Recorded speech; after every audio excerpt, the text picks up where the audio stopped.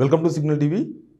ఇవాళ ఎమ్మెల్సీ కవిత బెయిల్కి సంబంధించిన ఒక కీలక పరిణామం జరగబోతుంది. రెండు ఈడీ సిబిఐ ఈ రెండు అరెస్టులను ఈడీ అరెస్ట్ చేసింది. ఆల్రెడీ ఈడీ అరెస్ట్ చేసిన తర్వాత తిహార్ జైల్లో ఉన్నారు కవిత తిహార్ జైల్లో ఉండగానే సిబిఐ అరెస్ట్ చేసింది.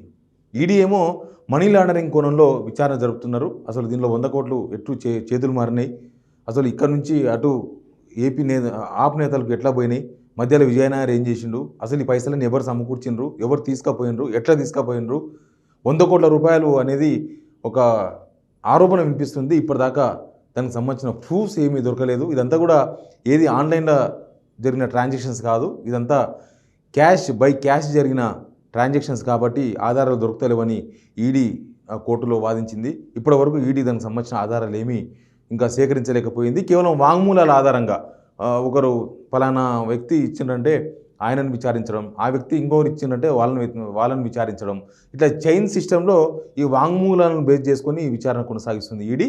ఇక సిబిఐ ఏమో అసలు ఇది ప్లాన్ ఏంటి, అసలు దీని ద్వారా ఏం చేయాలనుకున్నారు, అసలు ఈ ఢిల్లీలో లిక్కర్ పాలసీ చేంజ్ చేసే క్రమంలో ఎవరితో కలిసిండ్రు, ఎవరితో ప్లాన్ చేసిండ్రు, ఎవరితో మాట్లాడినరు, ఎక్కడెక్కడ సమావేశాలు జరిగినాయి, అసలు వాళ్ళ ప్లాన్ ఏంది, ఈ ఢిల్లీ లిక్కర్ స్కీమ్ పథకంలో ఏం చేస్తే స్కామ్ అయింది, స్కామ్గా ఎట్లా మారింది, ఇదంతా తేల్చే ప్రయత్నాలు సిబిఐ చేస్తుంది. అందులో భాగంగా సిబిఐ అరెస్ట్ చేసి ఆల్రెడీ కస్టడీకి తీసుకొని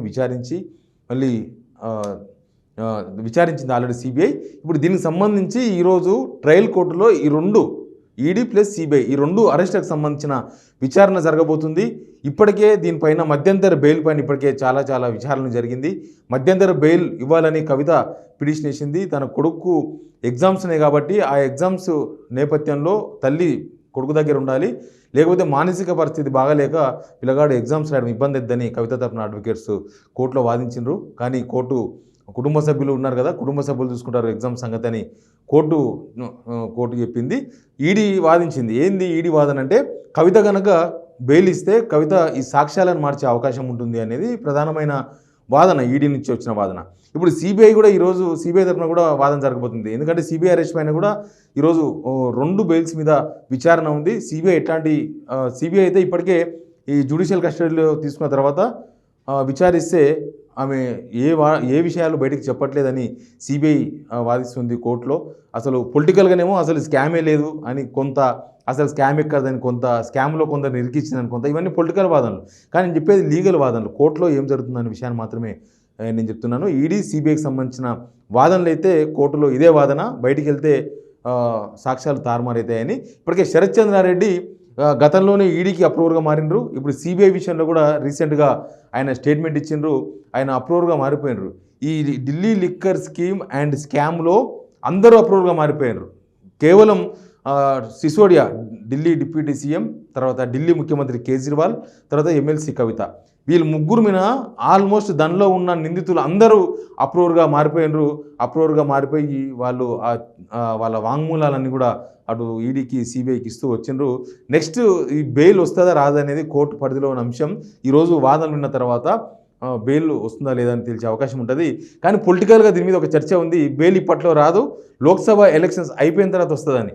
ఇంకొకటి ఏంటంటే, సిసోడియా ఇప్పటికే 1.5 సంవత్సరం నుంచి తిహార్ జైల్లో ఉన్నారు. సేమ్ కేసులో ఆల్రెడీ కేజ్రీవాల్ కూడా ఢిల్లీలో తిహార్ జైల్లో ఉన్నారు. కాబట్టి ఈ బెయిల్ ఎప్పుడు వస్తుంది అనేది ఒక క్వశ్చన్. కానీ ఎలక్షన్స్ యాంగిల్లో చూస్తున్న పొలిటికల్ పార్టీలు బహుశా లోక్సభ ఎలక్షన్స్ వరకు బెయిల్ రాకపోవచ్చు ఎవరికి. లోక్సభ ఎలక్షన్స్ అయిపోయిన తర్వాత బెయిల్ ప్రాసెస్ స్టార్ట్ అవుతుందేమో, అప్పుడు బెయిల్ వస్తుందేమో అని. ఇదంతా పొలిటికల్ ఆరోపణ మాత్రమే నేను చెప్పేది.